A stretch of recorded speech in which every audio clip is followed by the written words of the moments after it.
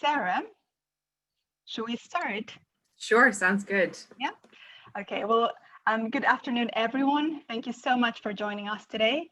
This is our first virtual assembly, and we know that having our assembly through Zoom brings some challenges, but we really want to make the most out of this virtual space.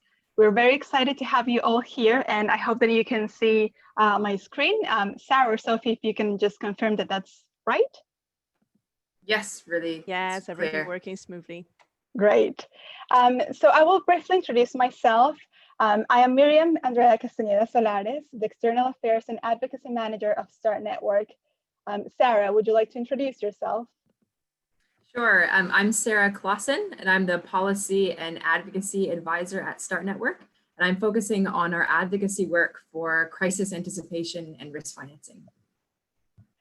Thanks, Sarah. And also our colleague Sophia is providing technical support throughout the session for all of us today. And well, just a few things before we begin.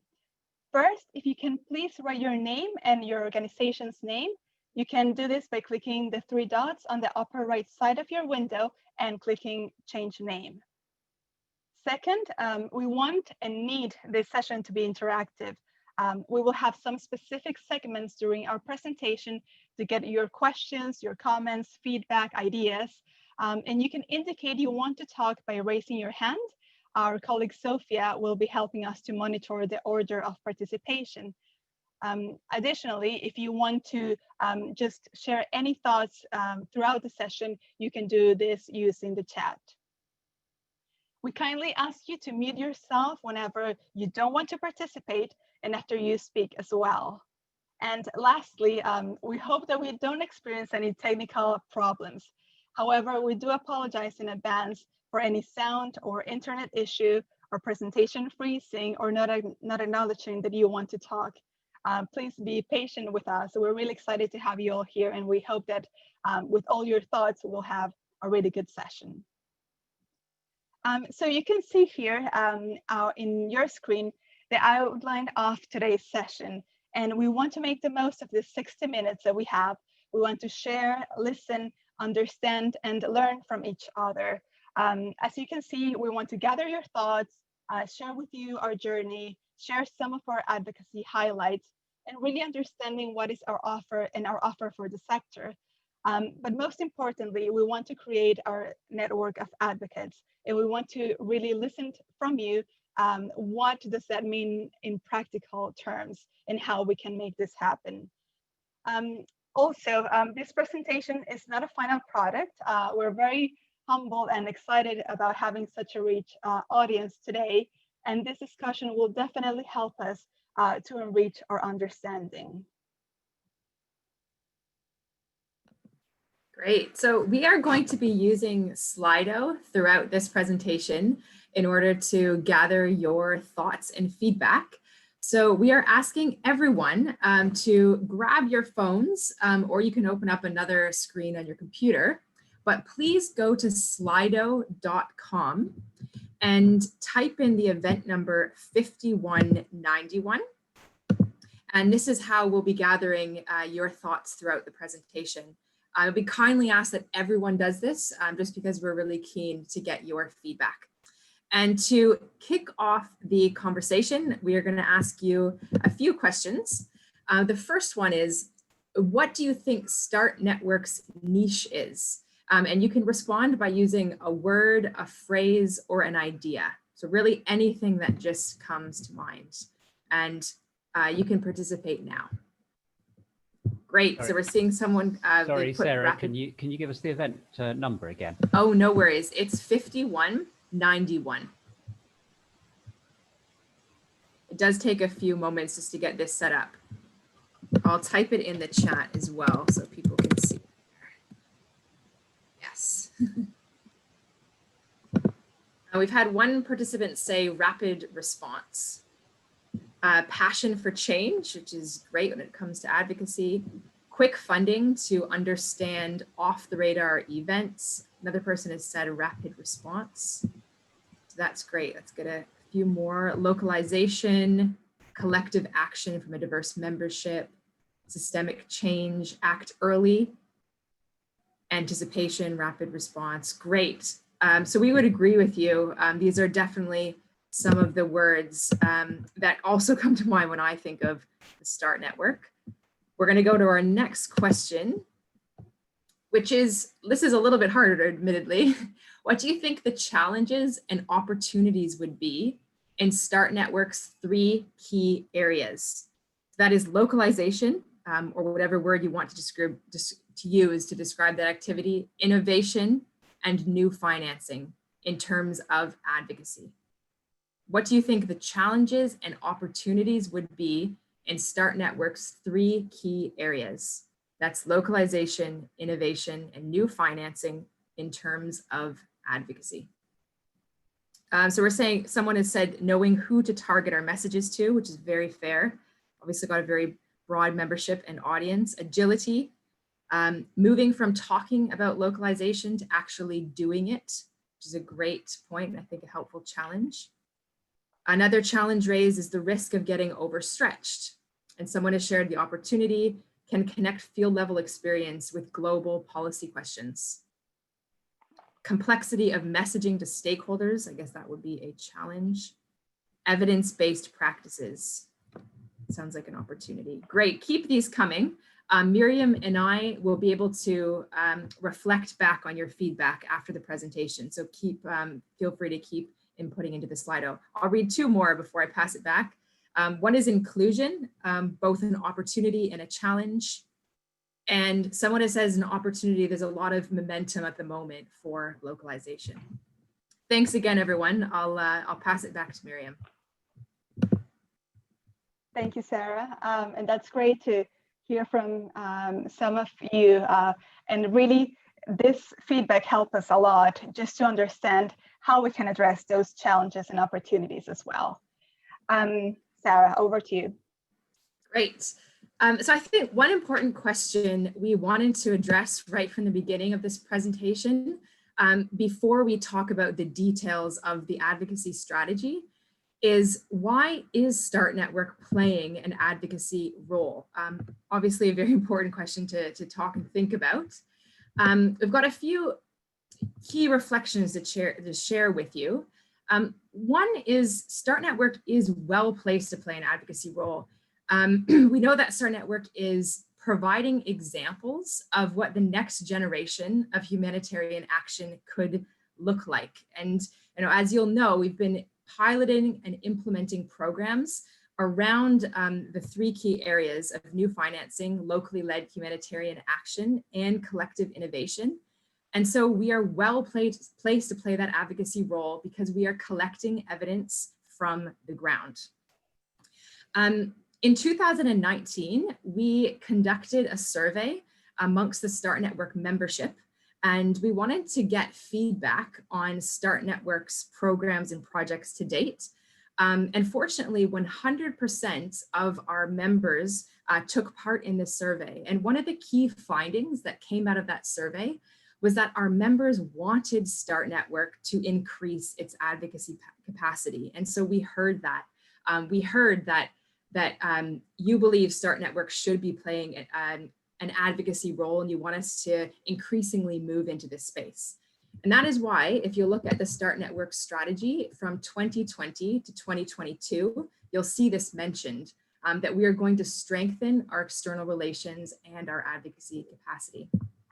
And finally, if you look around the current context, I think it's quite favorable for advocacy work. For example, when it comes to our anticipation and risk financing work, there's a lot of momentum to sort of move beyond what some people call the begging bowl of humanitarian funding that simply comes in after a crisis has unfolded. And of course, in the context of COVID-19, when humanitarian resources are perhaps stretched more than they ever have been, we really need to move beyond traditional humanitarian models. And so I think there's a lot of reason to be pushing and playing that advocacy role, bringing the importance of anticipation and risk financing to the forefront. So in a nutshell, I think the current context is quite favorable for us to be playing an advocacy role. Over to you, Miriam. Thank you, Sarah. And thank you for sharing this context, which I think it is really relevant to take into consideration. And now, well, as I mentioned before, I would like to use this time to explain how our journey has been so far. And we are a new team. We were created during lockdown. So we asked ourselves first, where do we begin? And we thought we had to start with our team.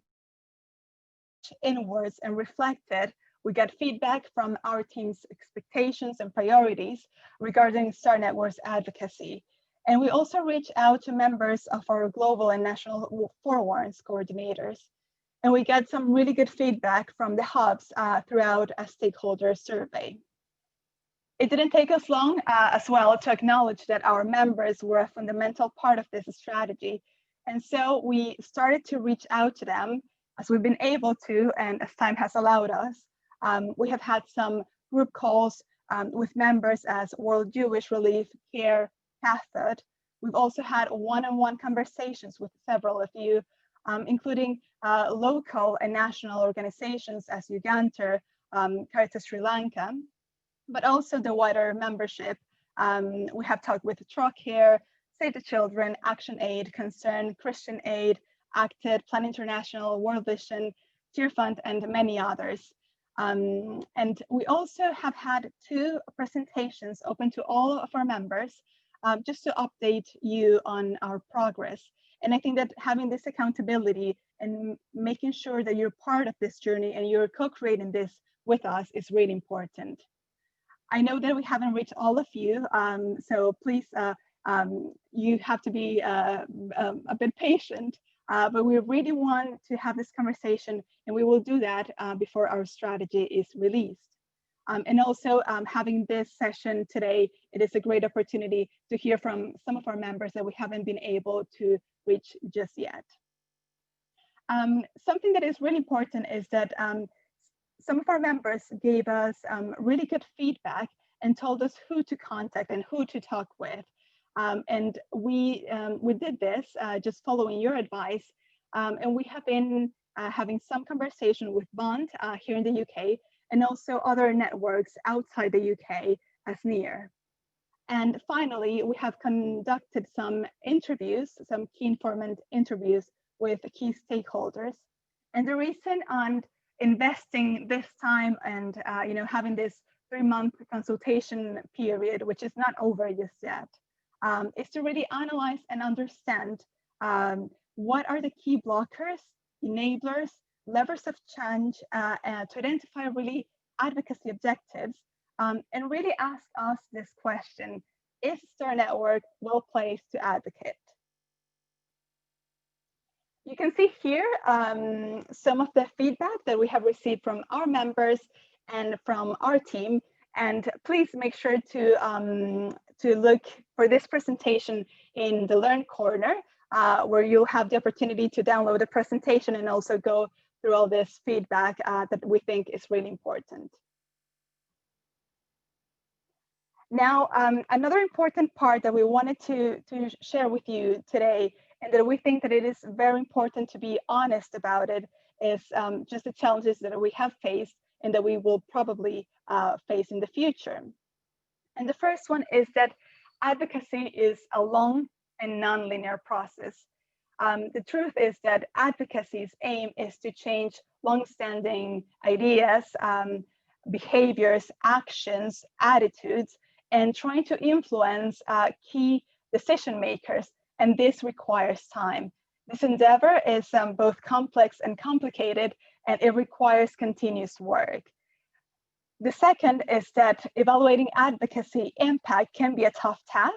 And I think that one of the most difficult parts of advocacy monitoring and evaluation is that the attribution of changes due to advocacy work cannot be so straightforward, as we have so many other factors and elements on the same ground. So this can be a challenge. The third one that is one of our strengths, but it is also a challenge, is representing a network. I think that there is a huge difference between advocating for a specific organization than advocating for a network. This diverse nature of our members brings new perspectives and it enriches our discussions. However, reaching consensus and truthfully representing our membership is challenging, especially on complicated or contentious topics. The fourth one that we really wanted to talk with you and share our views about it is that this is a new area for STAR Network.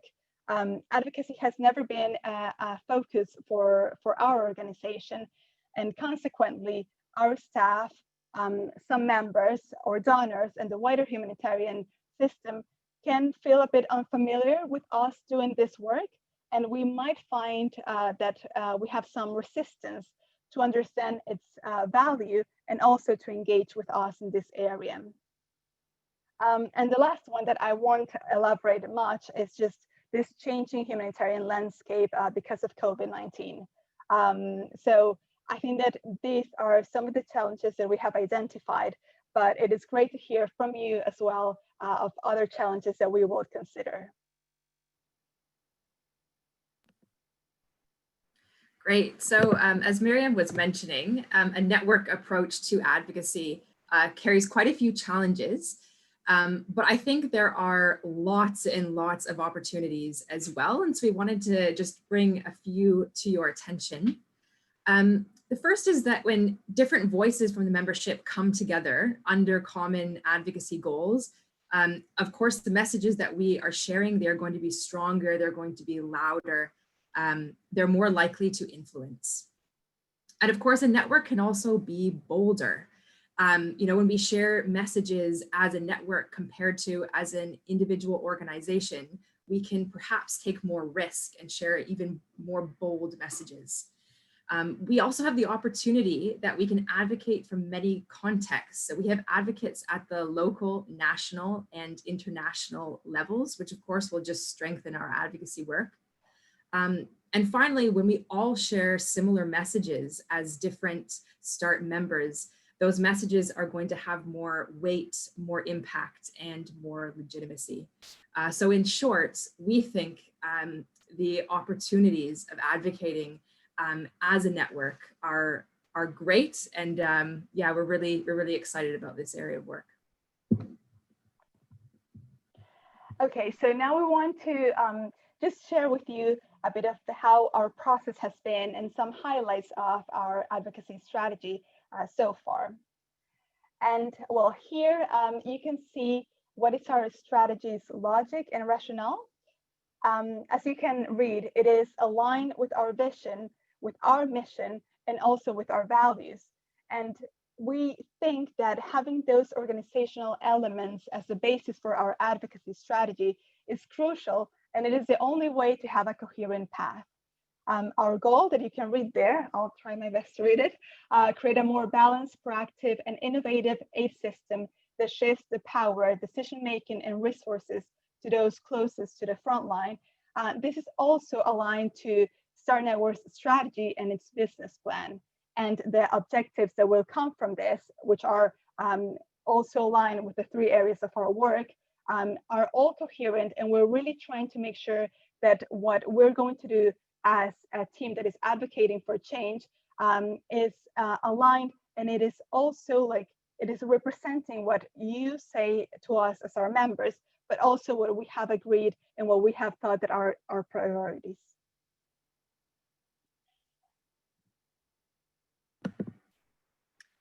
Great. So we wanted just to take a moment to share the principles driving our advocacy work. And these are the same principles that are going to be driving the wider vision of the START network. We wanted to break them down just for a moment. And the first is when it comes to advocacy, we really want to be striving to put people first. And this means that the communities that we are partnering with come first in our decision-making and programming. And our programming and our evidence from work on the ground is ultimately going to be driving our advocacy messages. We're operating collectively. So as a network, we really want to share risk and resources and learnings together. And we want to create an enabling environment to support a network of advocates. and particularly those closest to humanitarian crises who are really well placed to influence policy fora. We also want to be brave. As mentioned, we want our advocacy messages to be bold and courageous. As a network, if we really want to see wider system change in our sector, our messages need to be bold and brave. We are inclusive. So as an advocacy team, we really want to remove the barriers that are preventing diverse voices from being heard. So we want to create advocacy opportunities for actors at the local and at the national level. And finally, we are really going to strive to be open.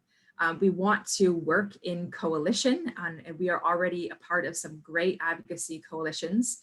And of course, these coalitions just mean that we are going to be even more better placed to advocate.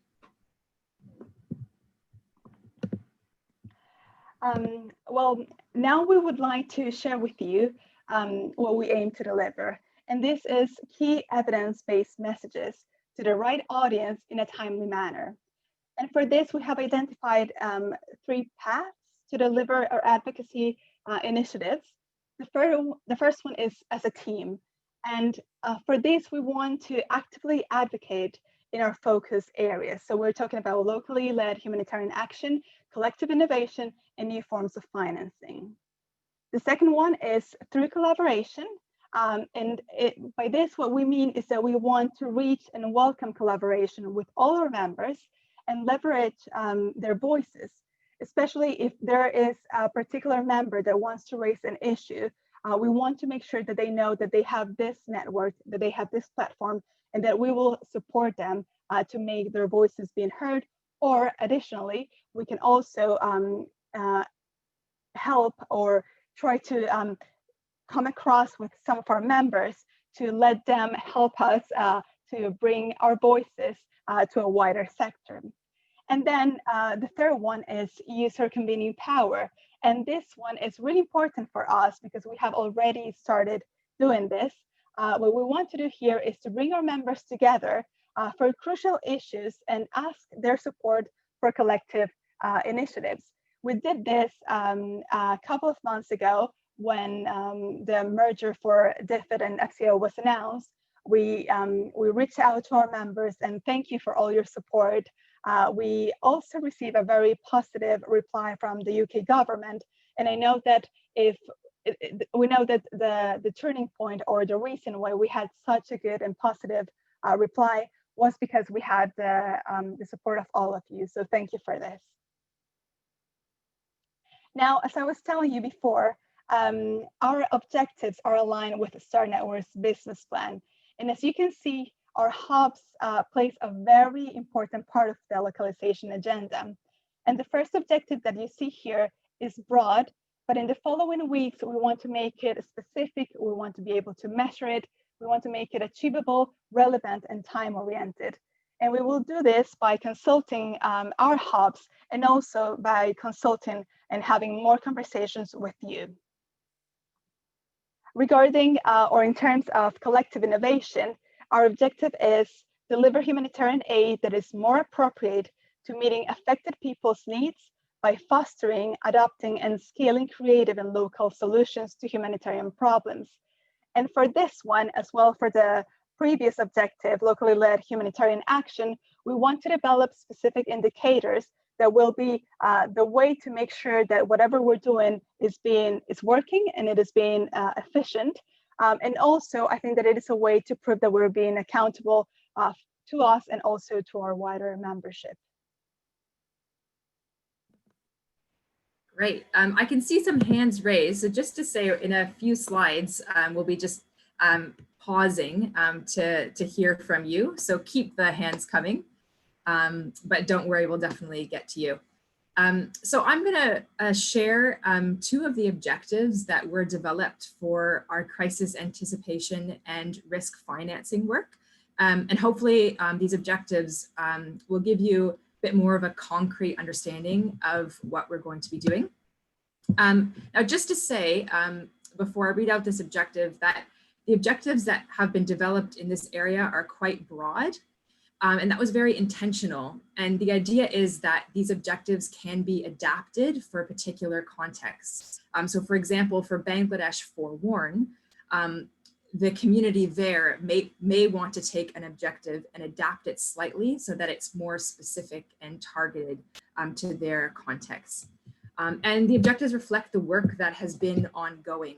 So we don't want to create new areas of work. These objectives are quite intuitive. And again, they just reflect the work that has already been happening.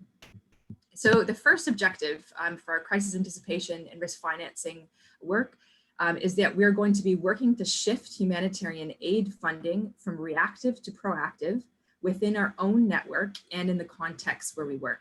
So increasingly, we want to see START networks work be even more proactive. And so we may be tracking things like START fund project disbursements. Are we seeing an increase of anticipation alerts? And we want to see that shift in the wider sector.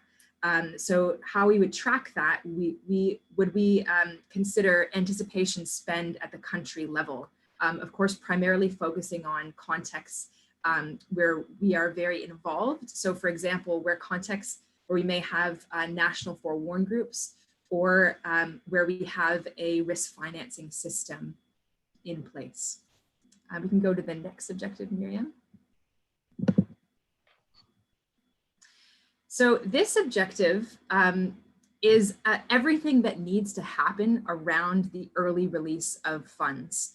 So in other words, it's about creating an environment or an ecosystem that makes crisis anticipation and risk financing work possible.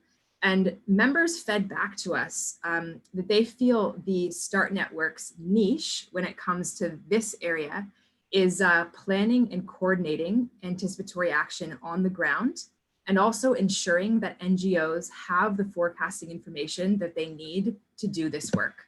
So here's the objective. We're going to be supporting accountable planning and coordination among key stakeholders, allowing for collective understanding of risks, including local capacity to execute this, whilst ensuring quality forecast information is developed in partnership with end users. And how we're considering tracking our progress towards this objective is tracking the number of early action plans that START Network is coordinating and facilitating at the national level.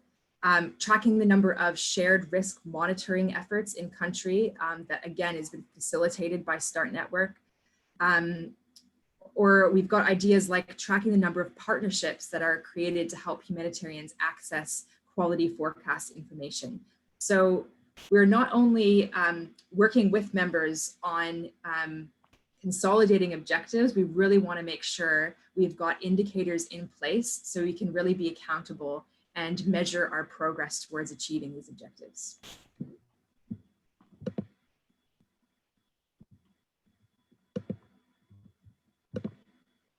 Great, so this is me as well.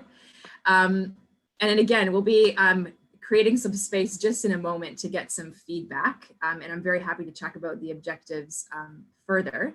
But of course, once we have the objectives and indicators in place, it's really important to consider how we're actually going to be driving this work forward. And so we wanted to share just a brief snapshot of some of the primary activities that we're going to be implementing in order to deliver this strategy. The first is we're going to be developing advocacy resources.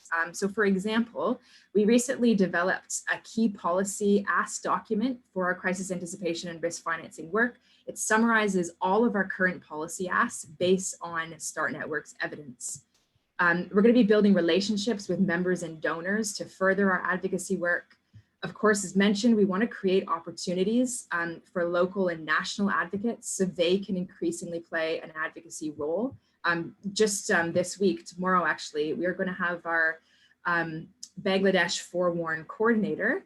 He's going to be presenting anticipation to 27 EU member states. That's a great advocacy opportunity. And of course, he is very well placed to play that role. We're going to be building relationships with advocacy coalitions and partnerships. And finally, we're really keen to share messages from other organizations, especially, and of course, when their messages align with ours. Okay, well, now we would love to hear from you. So this is a space where we can either answer your questions or get your feedback, comments, ideas, suggestions.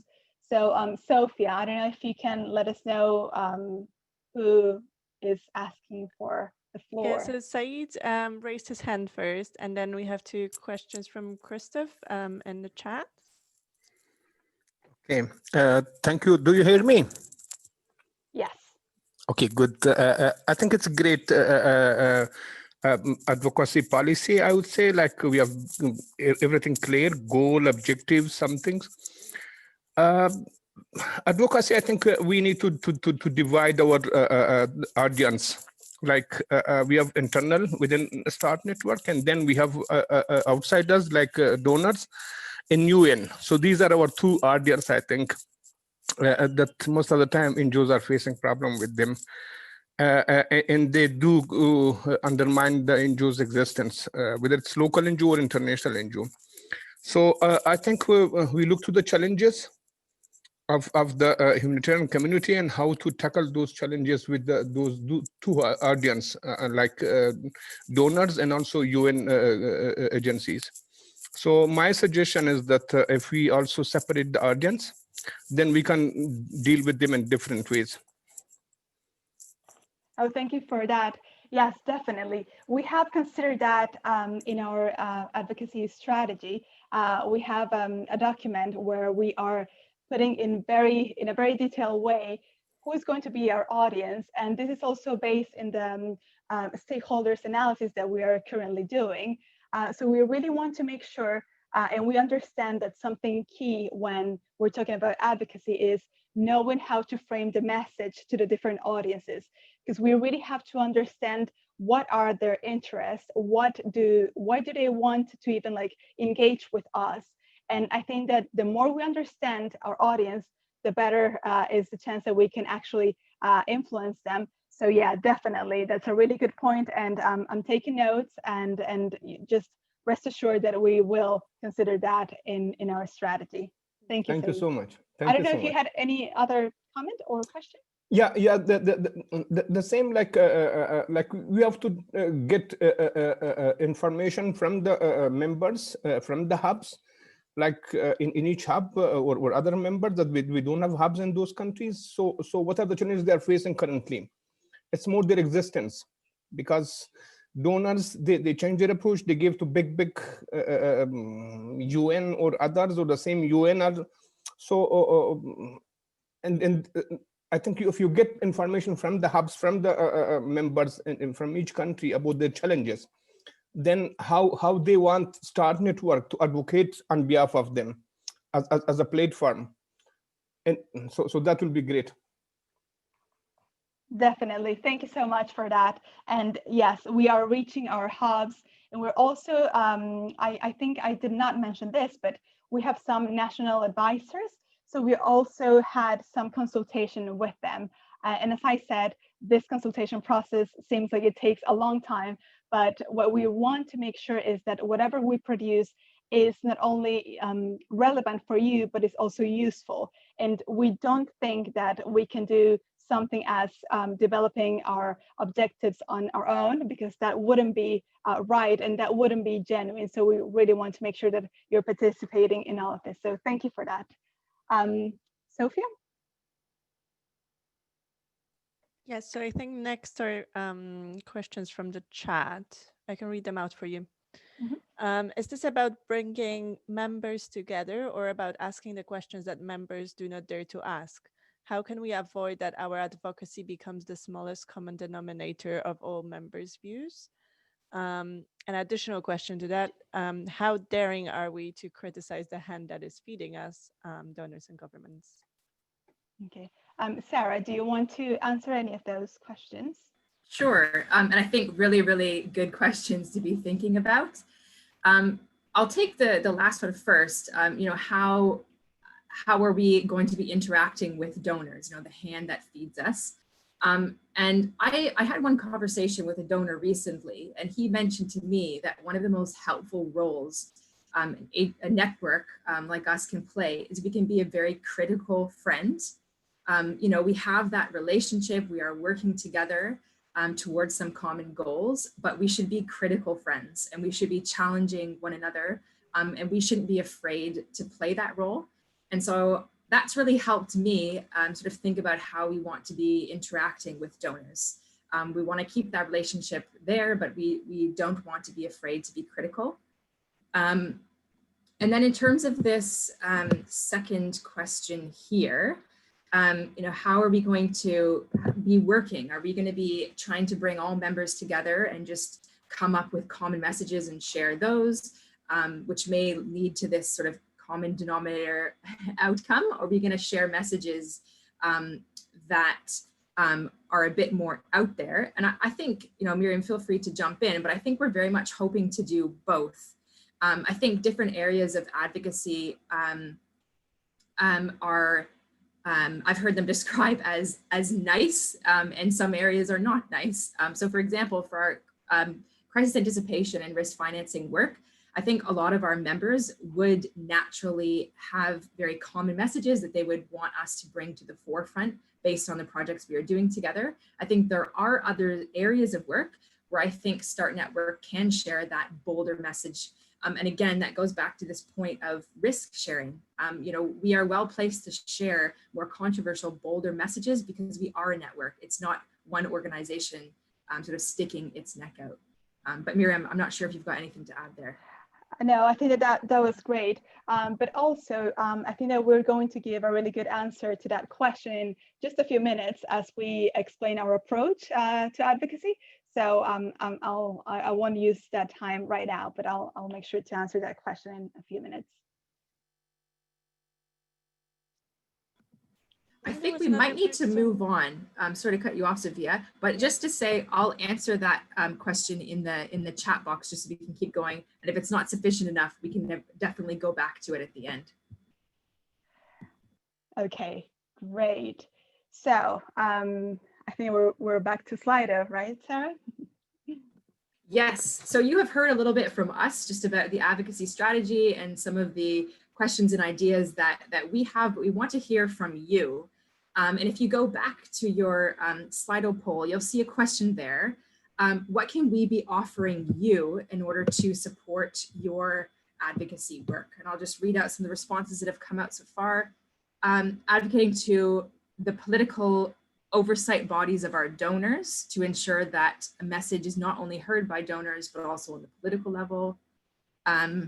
Advocating things they would never dare to advocate themselves. So I think it goes to that point that Christoph was raising. START needs to be that daring voice of members. Evidence, please, clear case studies. That's definitely helpful to see raised. Please keep the ideas coming. Magnify the voice of smaller members. That's great. And again, feel free to keep contributing to this poll. This is really, really helpful. And I'll read just one more out before we move on. Amplify our voice. Help broker consensus on contested issues like localization. And again, more about evidence. It's really helpful. Great, Miriam, we will go back to you. Thank you, Sarah.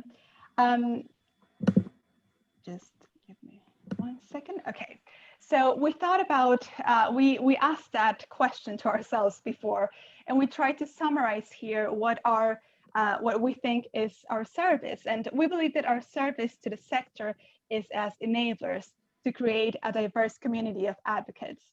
And we think that we will be able to do this by developing evidence-based tools and information. We will do this with the help of our evidence and learning team and make this available for all our members. I think that during the conversations that I've had with some of you, one thing that always comes as a common issue or as a common opportunity is that we have done things that have worked in the past and we have evidence to prove that, which already puts us in a really good place because we are a legitimate voice to say, well, we should be advocating for this and we should be doing this.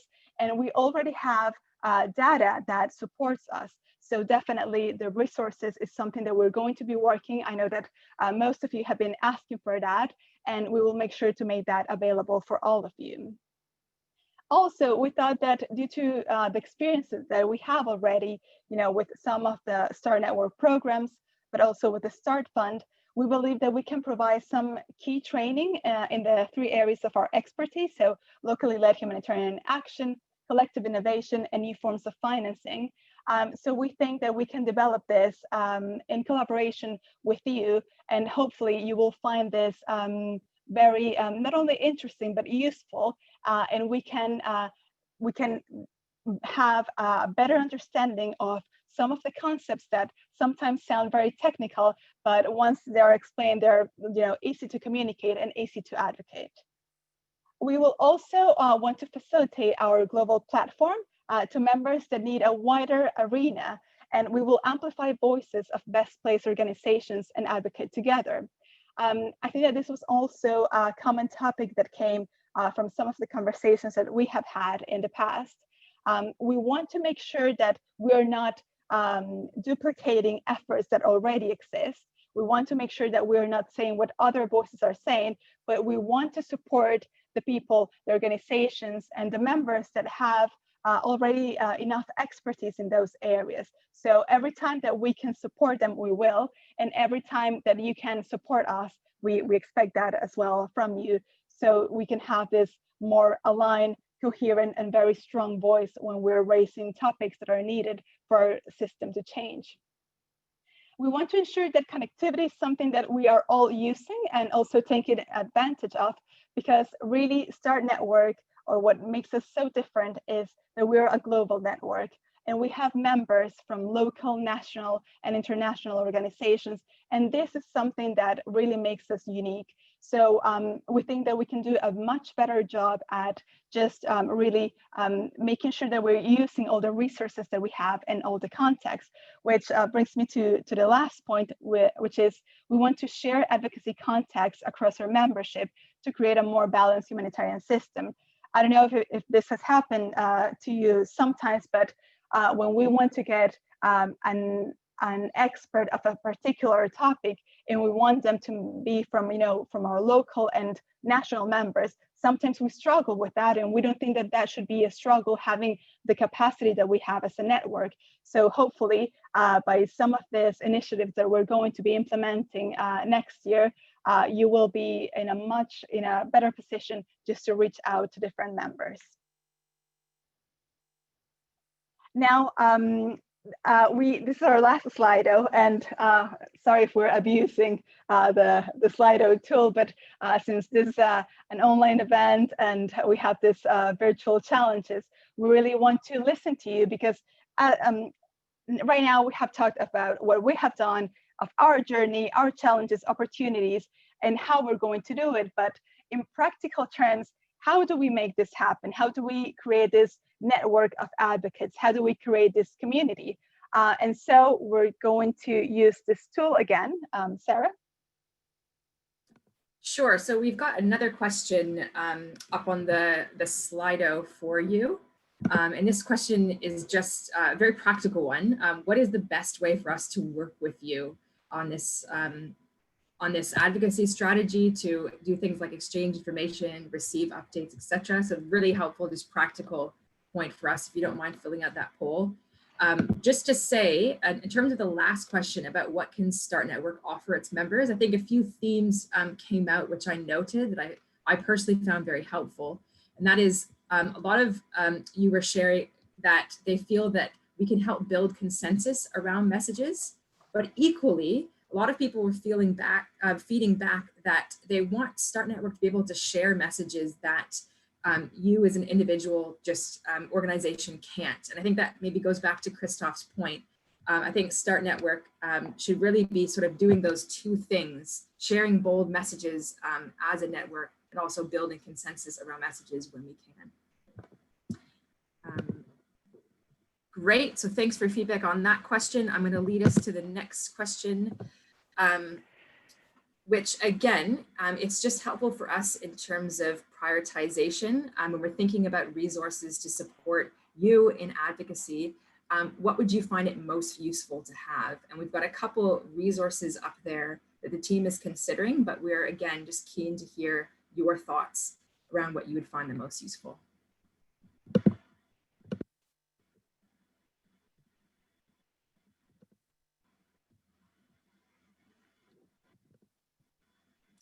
Advocacy packs is quite high, which is very good to know. That is a resource Miriam and I are looking at the moment. Evidence and learning materials seems to be coming in second, and I think we heard that from feedback earlier. Okay, so two very clear themes there. Looks like they're fighting it out for top place right now, but we hear you, advocacy packs and evidence. Very helpful. Great, and I believe with that, Miriam, we can move on. Okay, just let me share my screen again. Okay, so thank you for that, because I think that sometimes what has happened in some conversations is that we're really good at just talking about how these very abstract concepts and how what we want to do and how we're going to do it. But sometimes in practical terms is really difficult just to understand what you might think it is useful. And we really want to make sure that whatever we're doing and what we're producing will be something that you will use and that you will collaborate with us as well. So when we talk about our next steps, we are aiming to finalize our advocacy strategy by November. And for this, we want to have a working group. So what we want to do is, if you are interested in talking with us and engaging in a few additional meetings and go through this strategy together with us, we will really like that. And if you want to do it, you can write in the chat just working group, and we will make sure to contact you. Obviously, this demands a bit of your time, and we know that if you're busy and you're unable to do it, we understand. But if some of you want to be part of this, we are very welcome and we're happy to have you. And the second thing is that we want to share our strategy with members, and we are aiming to do this by December, because what we want to do in this 2 months that are left from this year is to develop our work plan for 2021, which we want to do also with the evidence and learning team and the communications team, because we understand that we cannot be isolated from other initiatives that are happening within our network. So in order to do this, we have to prepare ourselves a bit, and that's why we want to have the rest of the year to produce this work plan which will have, the calendars of key fora that we want to participate, and also like some of the important issues that we want to be raising throughout the year. Yes, please, if you want to join for this, you're welcome as well. And I think that this would lead us to, the last part, which is just try to listen from you as well. And I don't know if there were any questions, again, answers that we can provide at this stage. And as we were saying, this is not, this presentation is not a final product, it's just another step. So whatever you can share with us, we'll be happy to and we welcome all those reflections.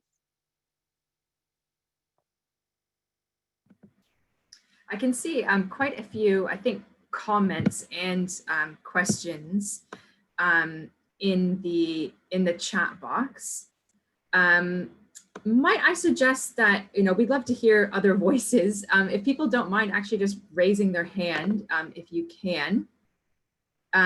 Feel free to unmute we have yourself. a raised hand. Oh, perfect. Do you want to just, so, yes, let's go to that individual. La Cataly, yeah, can we get feel free to unmute yourself just to ask the question. Yes. Thank you very much. I could not use the chat box. I am not well equipped with these skills to use these gadgets and tools. So sorry for that. How Start Network, and particularly this section of advocacy, we can think and materialize this, that when local government section, and often we ignore the local side, particularly to strengthen the local government, because there are many problems at local level, and service providers are also at local level. Otherwise, not Start Network, not the donors can fulfill all the needs of the people. Ultimately, it is the government who do it. Uh, so how we can plan to strengthen local government, particularly to make some models, picking the issues of the humanitarian aspect, risk side, disaster side, and strengthen and give solutions to local government, and materialize them, and then it will be replicated even at regional and national levels. Particularly, how we can support them in planning to use their own resources, annual budgets, and other policies. Uh, mm, uh, uh, Sorry, I am not good in communicating English. No, it's So very No, clear. Thank yeah, you. it is. if words are not proper, so please uh, ignore this. My No, no, no. so okay. So when we make a model with low cost, we are not going to give heavy machinery or heavy or costly things, but the section which we often use the word innovative ideas. So how with innovative ideas, and maybe in other side of the globe, many people are doing same thing, but in some areas they people are very backward, in planning and other things. So if we support local government, from this it will automatically replicate to their provincial, regional, and national governments. And even political parties will take this agenda, because they will see with their own eyes that something has been happened. Uh, I don't know what I want to say No, say that's things, but very helpful. And I've noted down your question. For the sake of time, I might just address it if that's okay, because I think you had a point around the need to strengthen local government, particularly when it comes to addressing risks, creating models to do better risk financing work. And just to say, I think this is why we're really pursuing a network of advocate approach. For example, actors in Bangladesh will be best placed to influence local governments in Bangladesh. They know the context, they know the challenges, and so we really want to just create resources and opportunities to release and enable those advocates. And just to say, we completely agree with you on your point around the need to work with local governments. This is one of the reasons, at least from an anticipation and risk financing point of view, we created forewarn communities. Those communities are bringing together local governments, humanitarians, scientists, and other risk experts to do this work. And of course, because we are implementing work on the ground, our forewarn communities are also going to be very, very natural advocates. So just to say, we really agree with your point, and thanks for raising that. Miriam, I might pass it to you. I'm not sure if you've seen some other questions come up. I just wanted to add something there, and if you can check the other questions, Sarah, that would be great. Just Sure. to tell you, don't worry, it's not my first language either, English, so I completely understand you, but no worries. I think that something that is really, really important and that I mentioned before was whenever we're developing messages, we have to understand who our audience is. And if you want to influence the government, we have to understand what are their interests, why they want to get involved, why would this be relevant, and then use data and information. And this is something that we think that it is a strength from Star Network. We have the data and we have those, that evidence that can support and in a way influence in a better and more concrete way the government. I talked with Sanjay from Uganda, and he was telling me how the local government, instead of waiting to be influenced by Uganda, they go to Uganda and ask for their help. And the same with Caritas Sri Lanka, because they rely so much on these organizations. So I think that, you know, understanding our audience is key, and then framing the messages in order to be effective and really trying to, you know, persuade them in the right way. And we will be happy to work with you. We will give you our contacts, and yes, we can have this discussion. Sarah. Great. I might just pick one final question because I've just seen the time, but there is a few comments and questions just around who gets to make decisions around what advocacy messages we share. And I'm curious to hear from the group, actually. For the sake of time, if people don't mind sharing thoughts or ideas in the chat box, I think we'll see them come through. But we really want to hear from you. You know, who should make the decisions about the messages that Start Network is sharing, particularly when it comes to more contentious topics that members may or may not agree. You know, who should make those decisions? And you know, maybe do you have any ideas around processes that we should go through in order to make decisions? But quickly, if anyone wants to share any thoughts there, we can see them in the chat box. But you know, feel free to share those thoughts. And I think Miriam, if you don't mind wrapping us up, we've reached the deadline. Yeah, so well, just to say thank you to all of you for joining today. It's really great to have you here. It's great to listen from you. And I think that some of the questions that you have raised they have really make us be a bit more aware of the importance of advocacy and how we can understand this in not only for our advocates here in the UK, but also in local communities and national, and how to influence national governments. So please, this is not the end of the conversation. We hope to talk with you soon. And yes, please, if you can check the Learn Corners where we can interact with you, that would be great. And thank you so much for joining. Thank you, everyone.